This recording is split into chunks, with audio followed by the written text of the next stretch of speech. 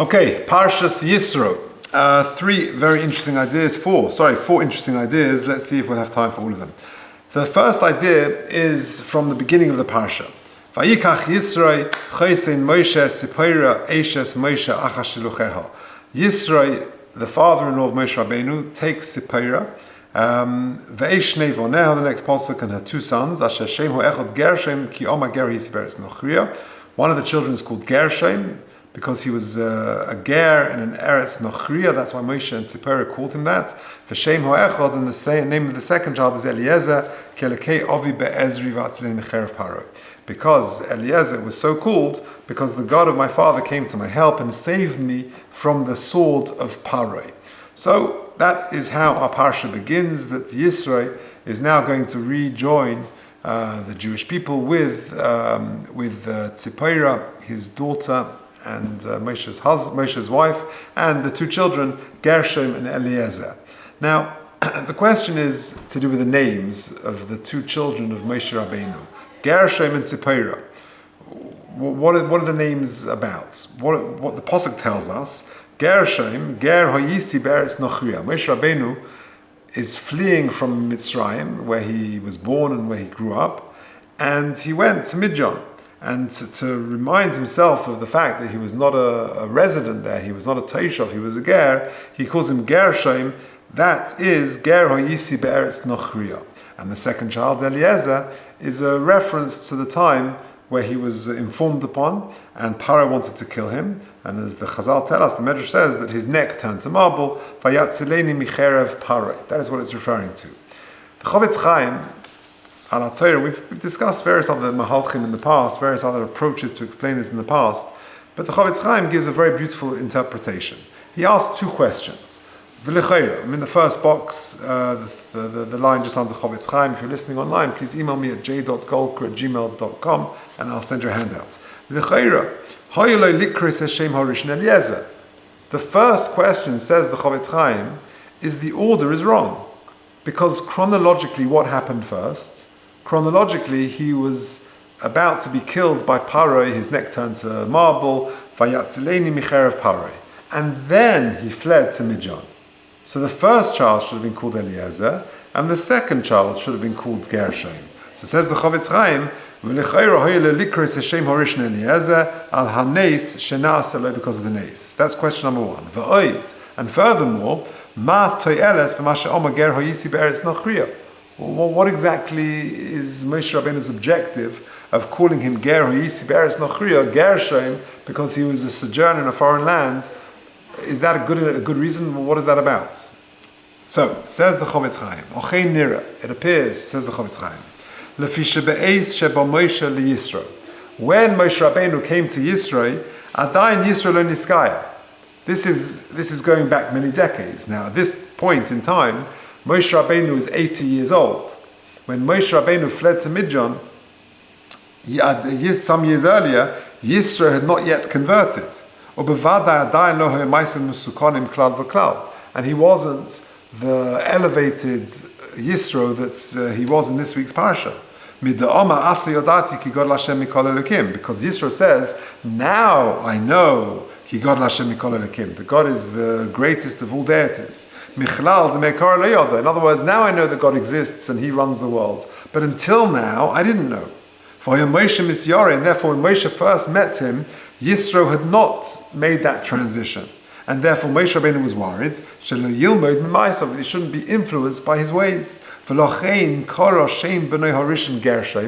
therefore he called his first son Gershom, Ki Ger Hayisi,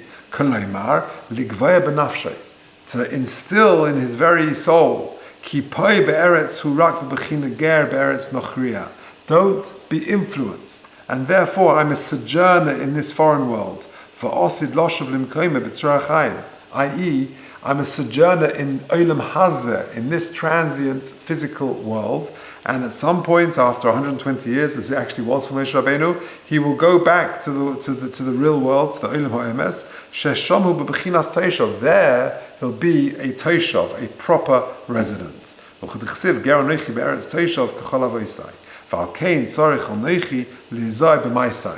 other words, the reference to Gershom of Ger Hoyisi Be'eretz Nochriya is not referring to his sojourning in Midyan, leaving Mitzrayim, but it means his sojourn in this world. He wants the constant reminder that he's just passing through, and he shouldn't be influenced, he shouldn't be negatively affected by the environment of this world. We'll see further. Says the Chavetz Chaim, I'll give you a mashal. A person goes to a faraway country, because he's going for a market, a fair. In the olden days, they would go to Leipzig and other places because there was a market, there was a fair there. To buy precious commodity, which is not available in his country.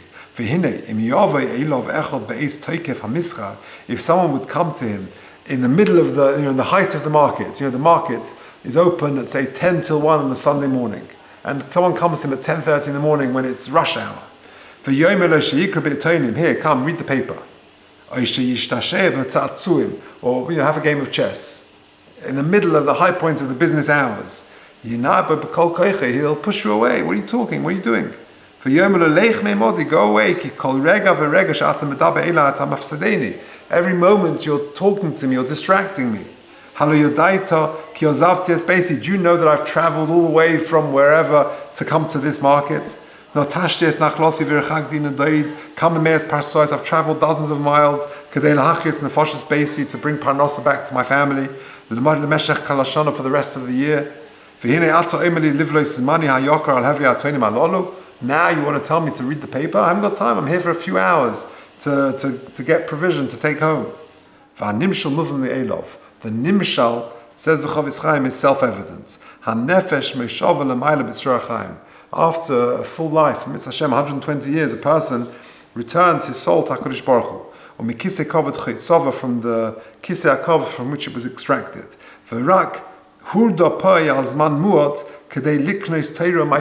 It's only down in this world for a relatively short period of time to acquire Torah and Maisim Tovim. The Yetzer Hara comes along, and entices him to give a section, a portion of his life on things which are not worthwhile, on reading and doing things which could be wasting time. Moving me'elov, it's clear.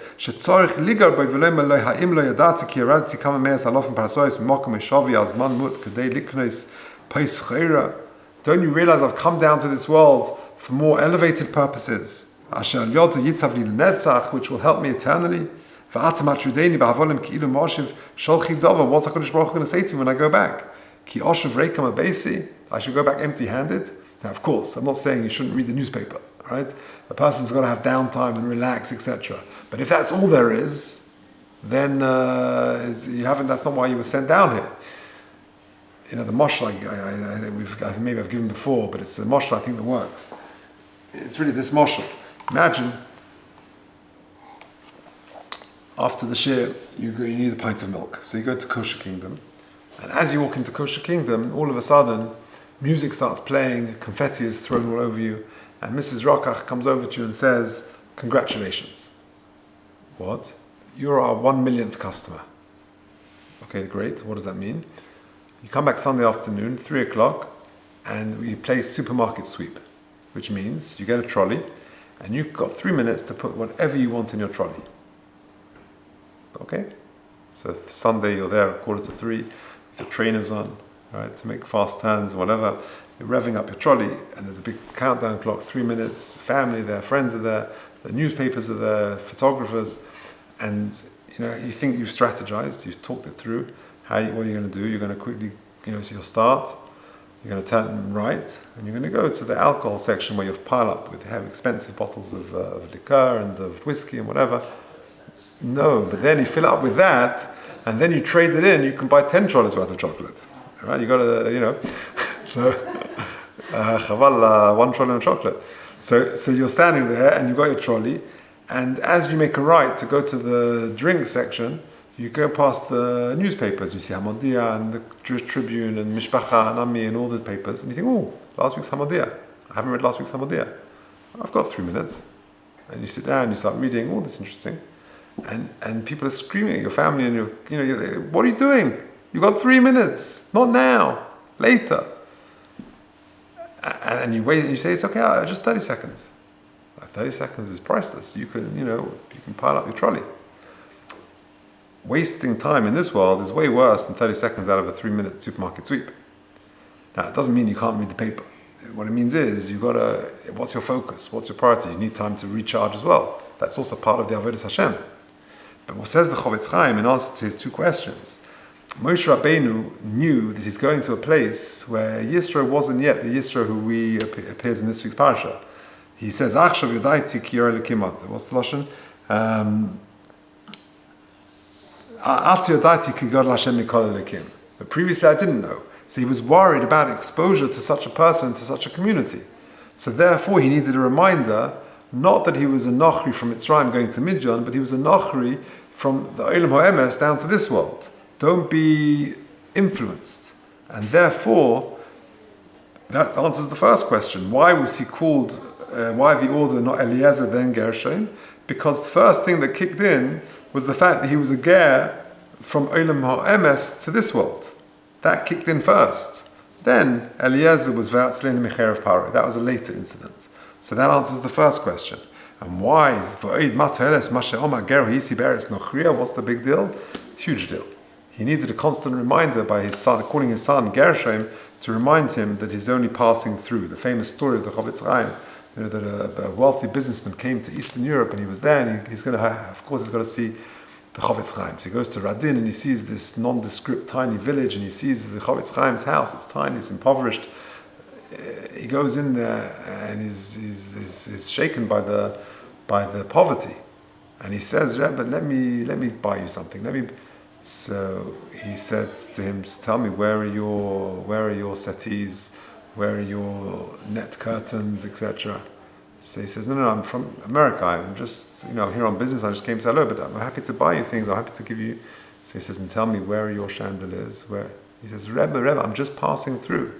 Says the Chofetz Chaim, me too. Famous story. But that's exactly the point. Ger ha'yisi beres nochriya. Okay, we're really out of time a lot, but let's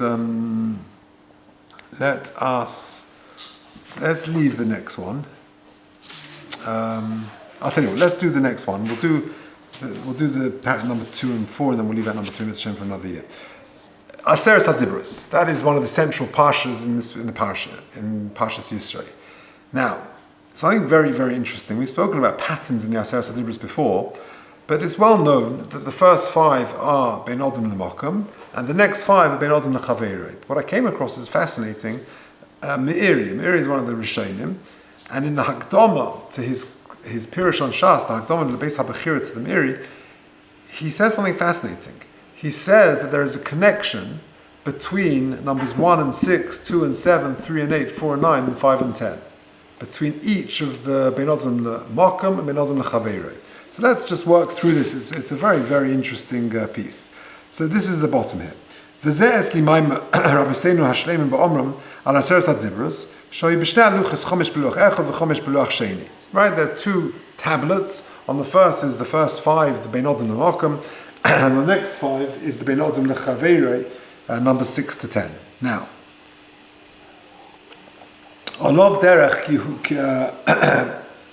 ki tziur ha'eder ha'metzius. I think there's a line missing there. Okay, what he says in the first one is Anochi Hashem Elokecha, I am HaKadosh Baruch Hu, that is Emunah.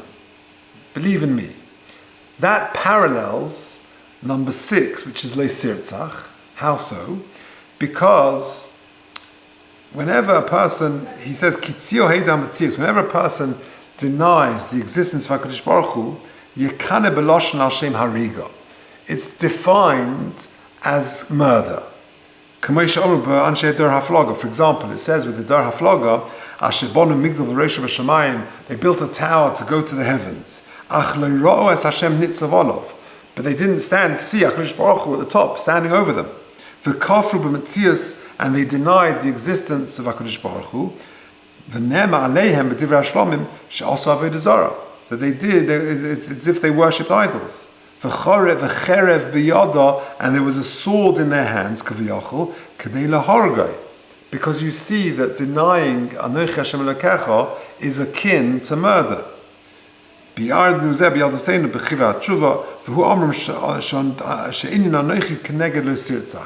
whenever a person denies the existence of HaKadosh Baruch Hu, it's framed in terms of Sirzach as if they're committing murder. And so too, you've got the Maima of Lo Yeh, the second of the Aseret HaDibrus, don't have any other gods. That corresponds to Lo Sinaf. How so? Lo Sinaf don't commit adultery.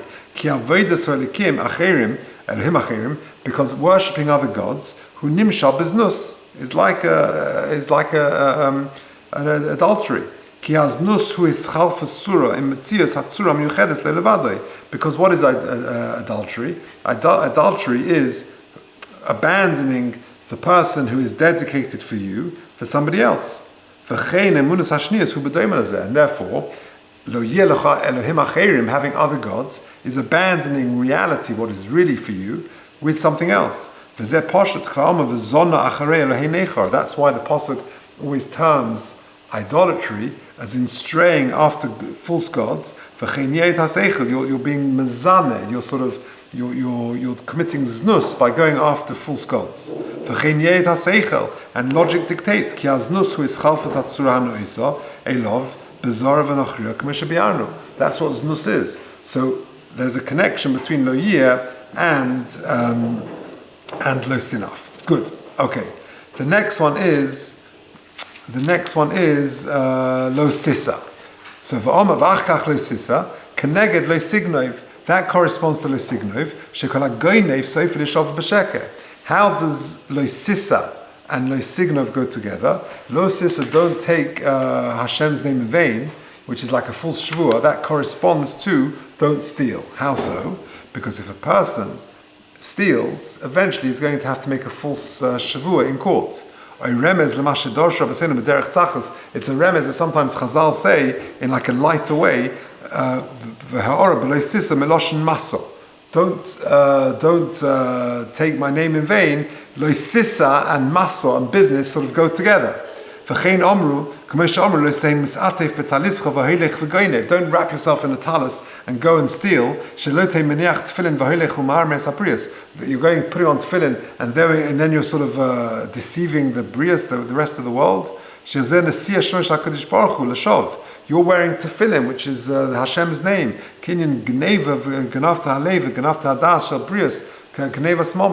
So there's a deceit there. There's a lo signov.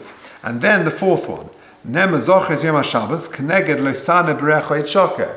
Zoches yom HaShabbos, remember Shabbos, and don't bear false testimony.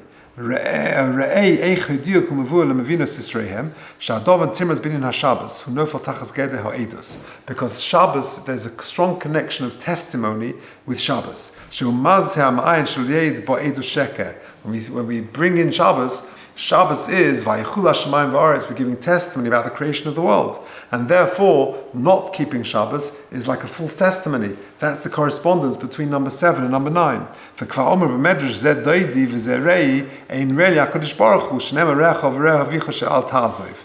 Very beautiful. And then number 5 and number 10. Kalbedes Avicha v'Semecha Lo Sachmod. What's the connection between those two? Ki hachem dahein chem das momon. Lo Sachmod is really desiring material wealth,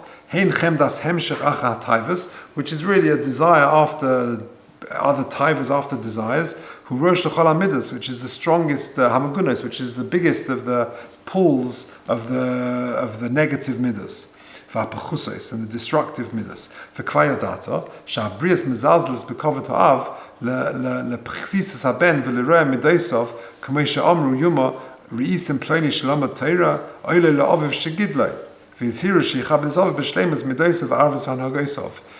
that in the same way lo sachmod is the worst, is the most distracting of all midas, that it can pull a person away and from everything. Well, so too a person who is mezalzel in kibud av, that's considered the worst of averas, because a person will say, woe to a person that a father has brought a child like this into this world, someone who is so negative. So you see there is a connection between the worst of Averas, of Lo Sachmod, and the most sort of critical thing that a person can say, that woe to a person whose parents gave birth to a person like this. So there's a connection between 1 and 6 and each one of the Bein Odom L'Mokum and Bein Odom L'Chaveiro.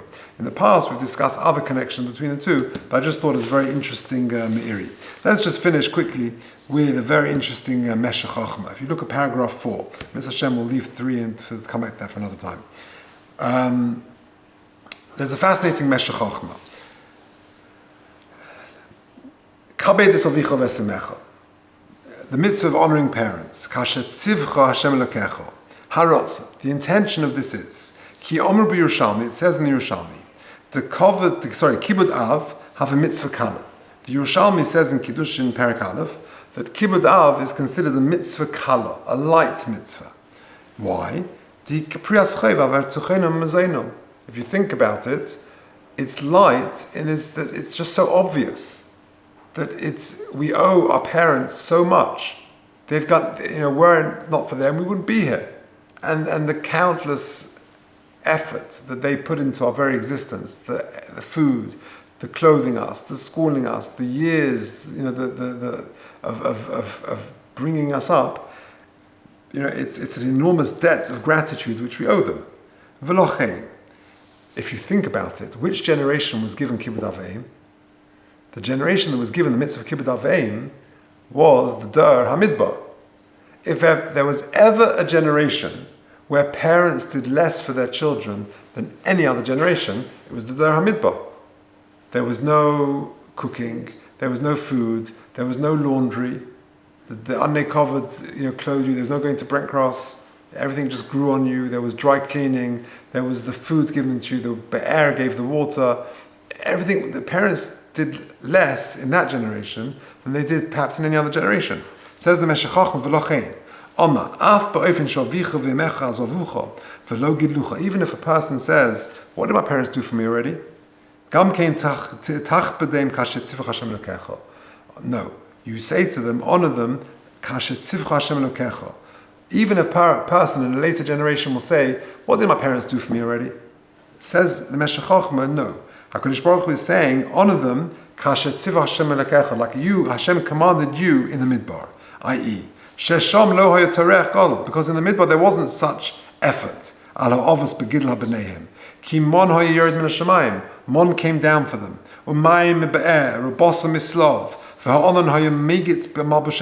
And the uncovered would dry clean their clothes. And yet, the Torah says, honor your mother and father. I.e., despite the fact that the Dor HaMidbar, the priyaschoiv, the debt of gratitude we have for our parents was less than any other generation, still HaKadosh Baruch Hu says, honor your mother and father. I came across an amazing story with Reuben Feinstein and David Feinstein, that the two brothers, the sons of Moshe Feinstein, once they showed up at a wedding. The wedding, there's a person, Rav in America, I don't know him, I've heard the story about him. His name is Rav Shlomo Wadish. Now, I think he's a Sephardi Rav, and he married off a child. And all of a sudden, he sees these two Gedolim, Reb Reuven and Reb David Feinstein, come to the wedding. And he was very surprised. And he said to his Mechutin, what's going on? How come they're here? I didn't know you were so close to them. So the Mechutin said something amazing. He said that the grandfather of the Kala, many years earlier, was murdered in a drive-by shooting in the Bronx in America. A very tragic thing in the 1960s.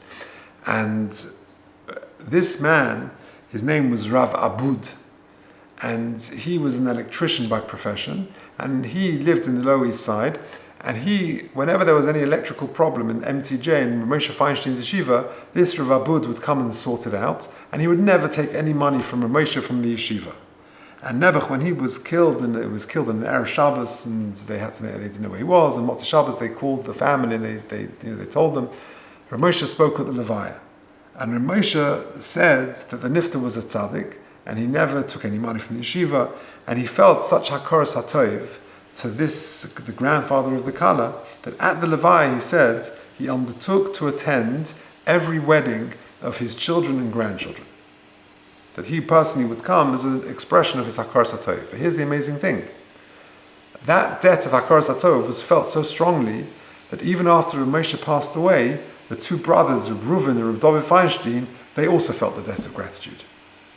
And they also attended every wedding of every grandchild of Reb Shlomo Vadish, and that's why they both appeared at this wedding. Astonishing. So you see that Hakaras HaTov is so fundamental, and that really, says the Chinuch, is what underpins the mitzvah of Kibbud Av V'Eim, and that's the point of the Meshech Chochmah, that a person can say, my parents didn't do so much for me. As little as they may have done, they didn't do less than the Torah Midbar, where everything was laid on. And yet, it says, in this generation, that no one has any excuse. Very interesting idea. Okay, so there we have it. 3 ideas. The 2 ideas of Gershom and Eliezer. Why the order? That's the idea of the Chavetz Chaim, that Gershom is referring not to the fact that he was dismissed from Midian, but rather he was a ger in this world, just passing through, and that explains the order and explains the importance of ger Yisi Beres Nachriya. Then you have the Meiri, the parallels of the 5 and the 5, and lastly that Meshech Chochmah of the lesson of Kibbud Av V'Eim from the Der HaMidbar.